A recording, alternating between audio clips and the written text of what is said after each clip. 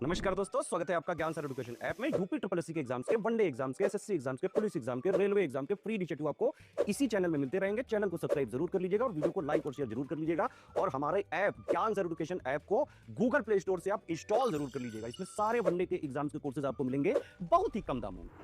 नमस्कार दोस्तों आपके लिए बहुत ही कम समय में आपके लिए मोस्ट इंपॉर्टेंट जो हिस्ट्री के आपको पता है 10 सवाल आने हैं, वो पूरे 10 सवालों के लिए टॉपिक वाइज मैं आपको क्विज करा रहा हूँ 10 क्वेश्चन का। तो बिना देरी के पहला सवाल देख लेते हैं। ये फुल लेंथ टेस्ट है, 100 सवाल जैसे रियल पेपर में आता। अगर आप ऐसे ही एकदम अटेम्प्ट करके जाएंगे तो बहुत फ़ायदा होगा आपको, नेगेटिव मार्किंग और पूरा पेपर भी अटेम्प्ट कर पाएंगे। मात्र 49 रुपये के 25 टेस्ट हैं ज्ञान सर एजुकेशन ऐप पे, वहाँ पे आप ले भी सकते हो। ठीक है, कूपन कोड लगाना मत भूलना, ज्ञान सर डिस्काउंट। ऐप का नाम है ज्ञान सर एजुकेशन ऐप। बिना किसी स्पेस के ज्ञान सर डिस्काउंट लिखोगे 49 का मिल जाएगा। लगा लो यार, बहुत सवाल फंस जाएंगे, पूरे एक्सप्लेनेशन के साथ है। पहला है, कह रहा कौन सा हड़प्पा स्थल और उसके राज्य या स्थान का युग्म सही सुमेलित है। जैसे बनावली गुजरात, कालीबंगन हरियाणा, लोथल राजस्थान, धौलावीरा गुजरात। तो कौन सा सही मैच कर रहा है? तो आप सभी को पता है धौलावीरा कहाँ है? गुजरात में है ना। लोथल भी आपका गुजरात में। कालीबंगन की बात करें ये राजस्थान में है। बनावली की बात करें ये हरियाणा में है ना। इसके बाद कह रहा भगवान गौतम बुद्ध के संदर्भ में निम्नलिखित कथनों पर विचार करना कौन सा सही है। गौतम बुद्ध का जन्म कपिलवस्तु के समीप लुम्बिनी में हुआ था। इनका विवाह 16 वर्ष की आयु में यशोधरा से हुआ और विवाह के बाद उन्हें एक बेटा हुआ जिसका नाम राहुल था। तो इनमें से कौन सा कथन सही होगा ये आपको बताना है। तो यहाँ पे तीनों कथन सही हो जाएंगे ना, तीनों ही बिल्कुल ठीक है। इसके बाद कह रहा है इलाहाबाद स्तंभ लेख में उत्कीर्ण समुद्रगुप्त की ग्रहण मोक्षानुग्रह की नीति का मुख्य उद्देश्य क्या है ना। तो इसका मुख्य उद्देश्य क्या है ये आपको बताना है इसमें से। तो इसका मुख्य उद्देश्य था साम्राज्य का विस्तार करना और राजनीतिक स्थिरता बनाए रखना, to expand the empire and maintain political stability. ठीक है। इसके बाद कह रहा है गुर्जर प्रतिहार वंश के शासकों का जो कालानुक्रम है उसके अनुसार सही विकल्प क्या है। क्रोनोलॉजी में गुर्जर प्रतिहार वंश के राजाओं के बारे में कह रहा है। ठीक है, तो इनमें से सही कौन सा है ध्यान से एक बार देख लीजिए, सोच लीजिए। तो सबसे पहले कौन सा था? नागभट्ट था भाई, 730 से 760 ईस्वी तक। ठीक है, नागभट्ट के बाद वत्सराज आते हैं 775 से 805 तक, है ना। कौन आते? वत्सराज। उसके बाद बात करें अगर तो मिहिर भोज की अगर बात करें, ये काफ़ी लेट है, 836 के आसपास आते हैं इनका शासनकाल। और फिर महेंद्र पाल की बात करें तो इनका शासनकाल आता है 885 से, है ना। तो गुर्जर प्रतिहार वंश के राजाओं को ज़रूर याद था। नागभट्ट वन थे पहले, अगर मैं आपको ऐसे बताऊं, नागभट्ट वन। और फिर वत्सराज थे, वत्सराज।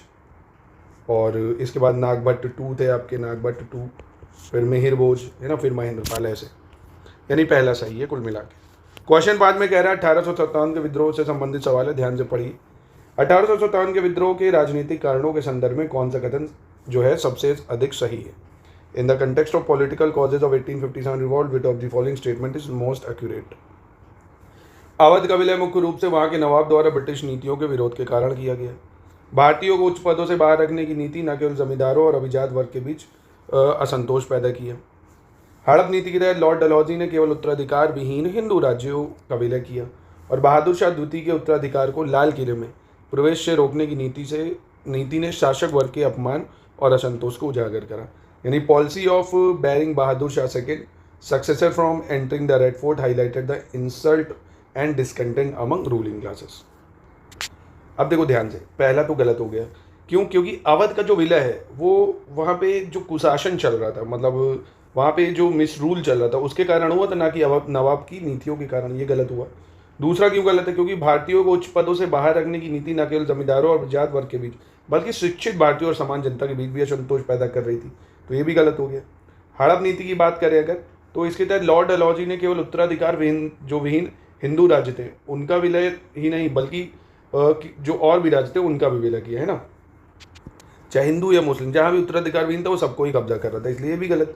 ये सही है सर, है ना। तो बढ़िया सवाल है ना, ऐसे ही सवाल मिलेंगे, जाके लगा लो एक बार। निम्नलिखित में से किस फ्रांसीसी लेखक ने स्वामी विवेकानंद को the hero as a sadhu उपाधि दी? The hero as a sadhu. Which of the following French author gave Swami Vivekananda the title the hero as a Sadhu?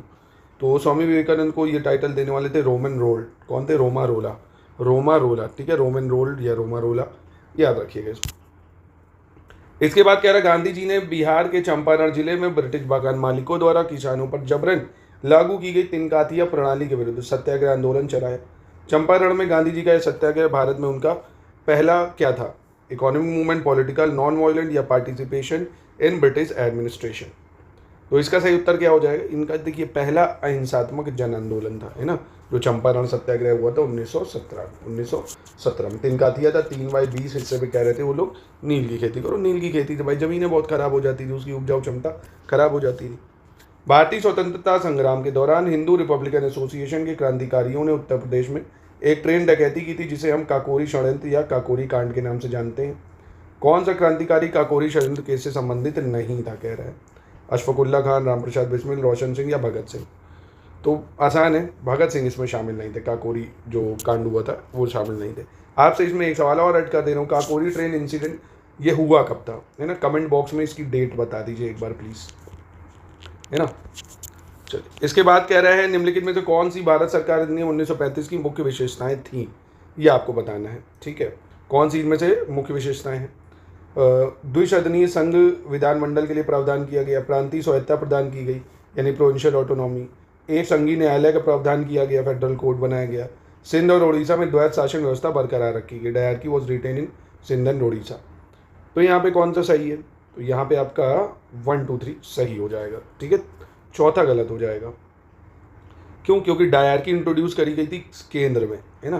Provinces से डायरकी हटा के केंद्र में इंट्रोड्यूस कर दी गई थी, प्रांतों में द्वैत शासन खत्म कर दिया गया था, ठीक है?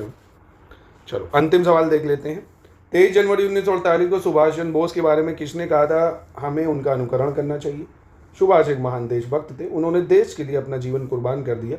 उन्हें संकीर्णता या जाति भेद से कोई मतलब नहीं था, उन्होंने सभी को समान रूप से देखा। तो ये किसका कथन था? किसने कहा था ये उनके बारे में? तो ये महात्मा गांधी जी का कथन था, है ना? महात्मा गांधी जी का, ठीक है, याद रखिएगा।